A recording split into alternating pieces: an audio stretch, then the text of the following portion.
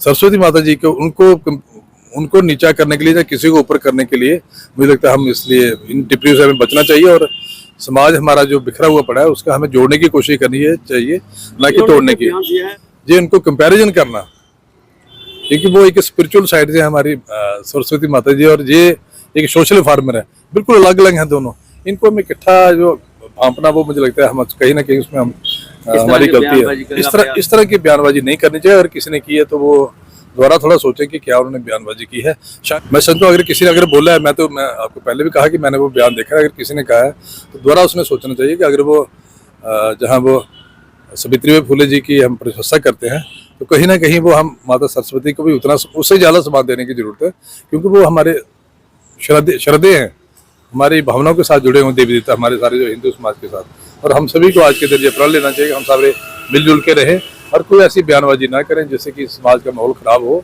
हर एक मान सम्मान सभा आयोजित की जाती है सावित्रीबाई फुले जी के मान सम्मान में, लेकिन वहाँ अपमान माँ सरस्वती जी का होता है, क्या कहेंगे? देखिए, सावित्रीबाई फुले जी जो है ना, वो हमारी महाराष्ट्र की रहने वाली थी और महात्मा ज्योतिबा फुले की पत्नी थी, और जो हमारे समाज में सुधार लाएगी बड़ी शुरुआती दौर में वो महात्मा ज्योतिबा फुले जी ने लाए, समाज में सुधार लाए, उसमें जो कुरीतियां उनको दूर करने के लिए। और जो पहला स्कूल था, माँ सावित्रीबाई फुले जी ने लोगों के पत्थर खा के और लोगों का अत्याचार सहने के बावजूद उन्होंने पहला महिलाओं के लिए स्कूल खोला, और वो पहली लेडी थी जिन्होंने कहा कि औरतों के लिए भी शिक्षा जरूरी है। और आज के दिन मैं उनको भी श्रद्धांजलि देता हूँ। और जहाँ तक माता सरस्वती जी के बारे में आपत्तिजनक अगर किसी ने बोला है तो मुझे लगता है कि वो भी बहुत ही गलत बात है। माता सरस्वती जी वो विद्या की देवी मानी जाती है, उनको हम सभी की श्रद्धे हैं, चाहे हम किसी भी कास्ट के, किसी भी कम्युनिटी के हों, कहाँ के भी रहने वाले हों, हम सभी हिंदुस्तानी के लिए बड़ी बहुत श्रद्धा भाव से हम देखते हैं। और उसके लिए अगर किसी ने कोई टिप्पणी की तो मैं उसकी निंदा करता हूँ और प्रभु से, भगवान से प्रार्थना करता हूँ उनको सद्बुद्धि दे।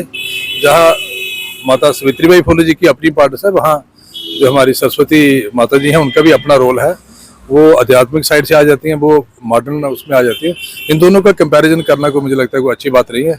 तो जो कंपैरिजन कर रहे हैं वो मुझे लगता है उनको इतनी पूरी समझ नहीं है, उन्होंने पूरा पढ़ा नहीं है, ना ही उनको महात्मा ज्योतिबा फुले के बारे में पूरा पता होगा, ना ही हमारी जो उनकी धर्मपत्नी है सावित्रीबाई फुले, उनके बारे में भी इतना पता नहीं होगा। लेकिन इतना मानूंगा कि उनका जो कंट्रीब्यूशन है समाज के लिए, समाज के पीड़ित वर्ग के लिए, दलित वर्ग के लिए उनका जो शुरुआती दौर में उन्होंने काम किया वो सराहनीय है और उसको आज भी हम नमन करते हैं। लेकिन सरस्वती माता जी को उनको नीचा करने के लिए या किसी को ऊपर करने के लिए मुझे लगता है हम इसलिए इन टिप्पणियों से हमें बचना चाहिए और समाज हमारा जो बिखरा हुआ पड़ा है उसका हमें जोड़ने की कोशिश करनी है चाहिए, ना कि तोड़ने की। है वो डॉक्टर कहलाते हैं खुद से, आरएसएस और बीजेपी पर उन्होंने कटाक्ष किया है कि उनकी सरकारें इस समय लोगों को मजबूर कर रही हैं कि सरस्वती। देखिए, मैंने किसी का बयान सुना नहीं है, लेकिन जिसने भी किसी ने कहा होगा मुझे लगता है बड़ा दुर्भाग्यपूर्ण है। और हमने सभी हिंदुस्तानी, सभी भारतीय, हमने मिलजुल के रहना चाहिए। जहाँ हमारे महापुरुषों की कंट्रीब्यूशन रही है हमारी कंट्री की फ्रीडम स्ट्रगल में, जो समाज सुधारों में, वहाँ हमारे जो देवी देवता उनका भी कहीं ना कहीं हमारे समाज को इकट्ठा रखने में, अच्छी जो गति देने में, अच्छी सद्बुद्धि की तरफ ले जाने के लिए उनका भी बड़ा कंट्रीब्यूशन है। और आज के दिन मैं उन सभी को नमन भी करता हूँ अपने देवी देवताओं को, और उनको भी श्रद्धांजलि देता हूँ अपने महात्मा ज्योतिबा फुले और सावित्रीबाई फुले जी को। और मैं पिछले दिनों दिल्ली गया हुआ था और वहाँ महाराष्ट्र भवन में, महाराष्ट्र सदन में गया था, वहाँ सावित्रीबाई फुले जी की प्रतिमा लगी है, वहाँ हमने माल्या अर्पण किया और मैं उनको बड़ा श्रद्धा भाव से श्रद्धा सुमन अर्पित करता हूँ। और जब भी मैं दिल्ली मुझे मौका मिलता है उनकी वहाँ माल्या अर्पण करने महाराष्ट्र सदन में स्पेशली जाता हूँ। आज से नहीं, पिछले 7, 8, 10 साल से जाता हूँ।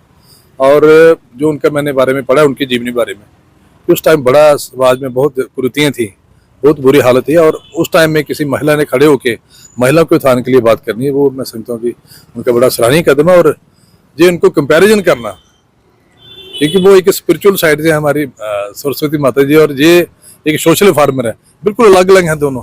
इनको हम इकट्ठा जो भांपना, वो मुझे लगता है हम कहीं ना कहीं उसमें हम हमारी गलती है। मैं कहता हूँ इस तरह की बयानबाजी नहीं करनी चाहिए। अगर किसी ने की है तो वो दोबारा थोड़ा सोचें कि क्या उन्होंने बयानबाजी की है। शायद उन्होंने किस कंटेस्ट में कहा, मुझे इसका मैंने देखा नहीं है उनका बयान, लेकिन जो भी कहा होगा वो अगर माता सरस्वती की के बारे में अगर कुछ कहा होगा, उनको नीचा दिखा के जो माता सावित्रीबाई फुले जी को ऊंचा हम नहीं कर सकते। उनका अपना स्थान है, उनका अपना स्थान है। ये सारे शब्द निकले वापस नहीं आ सकते, लेकिन माफी तो समाज से माफी चाहिए। मैं समझता हूँ अगर किसी ने अगर बोला है, मैं आपको पहले भी कहा कि मैंने वो बयान देखा है, अगर किसी ने कहा है तो दोबारा उसने सोचना चाहिए कि अगर वो जहाँ वो सावित्रीबाई फुले जी की हम प्रशंसा करते हैं तो कहीं ना कहीं वो हम माता सरस्वती को भी उतना उससे ज़्यादा सम्मान देने की जरूरत है, क्योंकि वो हमारे श्रद्धेय हैं, हमारी भावनाओं के साथ जुड़े हुए देवी देवता, हमारे सारे जो हिंदू समाज के साथ। और हम सभी को आज के दिन ये प्रण लेना चाहिए कि हम सारे मिलजुल के रहें और कोई ऐसी बयानबाजी ना करें जिससे कि समाज का माहौल खराब हो। और हम सभी जहाँ रहना है, कठुआ में रहना है, सभी ने, हम सब भारतीय हैं और मिलजुल के रहेंगे तभी हमारा समाज इकट्ठा होगा और हम एक देश को एक नई प्रगति की तरफ ले जा सकते हैं। देखिए, मैं कार्तिक शर्मा, अध्यक्ष सर्वधर्म सेवा समिति, और आपको पता है कि हमारी संस्था है जो वो सभी धर्मों का सम्मान करती है। और हमने देखा कि पिछले दिनों जो एक सावित्रीबाई फुले जी के जन्मोत्सव पर एक प्रोग्राम में वहां पर हमारी सरस्वती माता का अपमान किया गया और बहुत अभद्र भाषा का जो प्रयोग हमारी माता सरस्वती के लिए किया गया, हम ये कहते हैं कि ये बहुत ही निंदनीय है, बहुत ही बुरी बात है। क्योंकि हम ये चाहते हैं कि कोई भी जब भी कोई प्रोग्राम ऑर्गेनाइज करे तो उसमें अपनी जबान और अपने दिमाग का, बुद्धि का सोच कर ही बात करे। क्योंकि कोई भी ऐसी बात कह देना जिससे कि बाकी धर्मों को या सभी धर्मों को बुरा लगे, जिससे कि माहौल खराब होने की बात हो।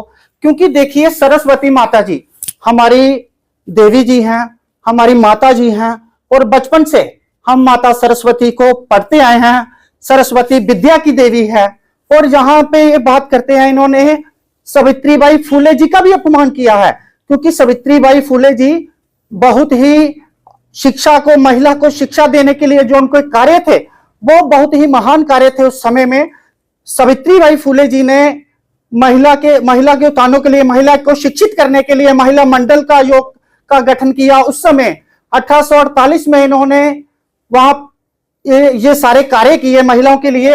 और मैं ये कहता हूं कि इन्होंने सिर्फ माता सरस्वती का अपमान नहीं किया है, सावित्रीबाई फुले जी जो सरस्वती को मानती थी उनका भी अपमान किया है। और मैं ये कहना चाहता हूं कि ये बहुत ही निंदनीय बात है। हम ये चाहते हैं कि कड़ी से कड़ी कार्रवाई प्रशासन को ऐसे लोगों के खिलाफ करनी चाहिए।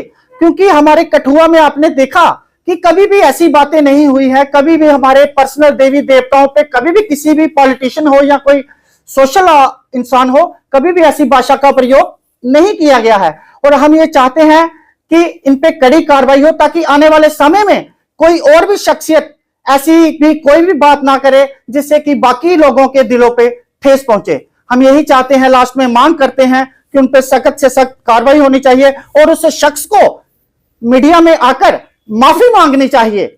शुक्रिया। जय हिंद, जय भारत। है कि 3 जनवरी हर साल सावित्रीबाई फुले जो महाराष्ट्र से हुई हैं उनको श्रद्धांजलि दी जाती है और उनको याद किया जाता है। उनकी जो उन्होंने समाज की सेवा करी है उनको याद किया जाता है। तो ये केवल मात्र यहाँ नहीं, पूरे देश में उनको मनाया जाता है और तमाम पॉलिटिकल पार्टियां भी इनको मनाती हैं, कई रिलीजियस संगठन भी उनको याद करते हैं। वो सर्वमान्य है, सब लोग उनको याद करते हैं। उसी सिलसिले में पिछले साल भी उनको याद किया गया था, इस साल भी 3 जनवरी को उनको याद किया गया था। श्रद्धांजलियां उनको दी गई, उनके जीवन पे चर्चा हुई है। लेकिन अंततः एक हमारे साथी ने कोई तुलना जो थी वो सरस्वती माता से उनकी हो गई थी, उनके मुंह से इस प्रकार की कोई बात निकल गई जो समाज को हट करती थी। तो समाज ने रिएक्ट किया, समाज के कई संगठन, कई साथियों ने उसका नोटिस लिया और उन्होंने एप्रोप्रिएट एक्शन की बात की थी। जब हमारे संज्ञान में आया तो हमने कोशिश की उन लोगों से जिन लोगों को हम जानते थे, भैया अगर कोई आपके फीलिंग्स हर्ट हुई हैं, समाज की फीलिंग हर्ट हुई हैं, उसका कोई जो बोल रहे थे उनकी कोई ऐसी मंशा नहीं थी, लेकिन उनके मुंह से इस प्रकार की बात वो निकल गई है। बात करते करते ऐसी बात कोई निकल गई है, तो अगर इस समय हम आपको उनके साथ बैठा देते हैं, वो रिएक्ट करवाते हैं, आप उनसे बात करवा देते हैं।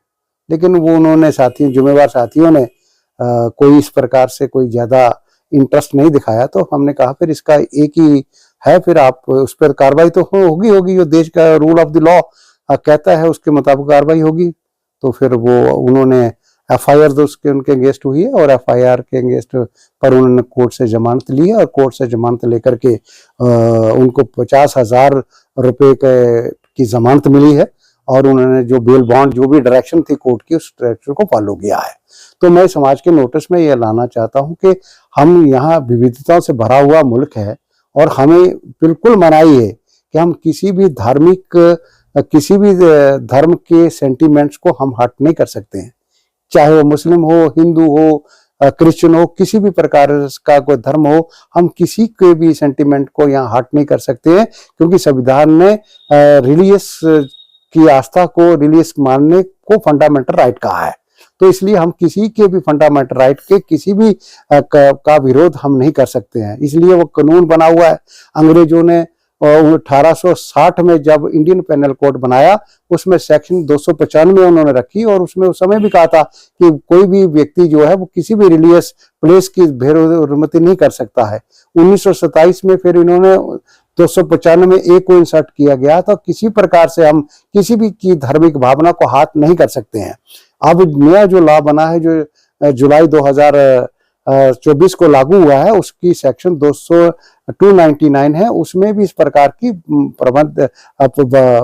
का प्रावधान किया गया कि हम किसी के भी रिलीजियस सेंटिमेंट्स को नहीं हम कर सकते हैं।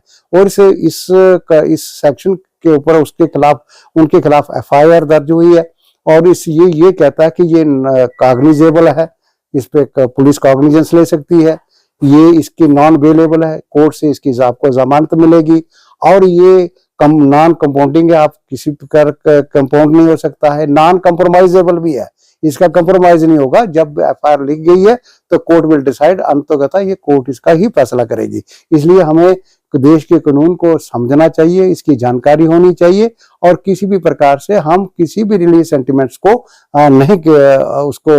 किसी को हाथ नहीं करना चाहिए। किसी की भी रिलीजियस सेंटिमेंट को हमें कोई हक नहीं पहुंचता है हम उसको कर सके। इसलिए अगर डॉक्टर साहब से अगर ऐसी हो गई थी तो डॉक्टर साहब से बात की जा सकती थी। अब तो कोर्ट में मामला चला गया है, court will decide the things कि क्या उनका जो उन्होंने किया है कोर्ट का फैसला कर लेगा।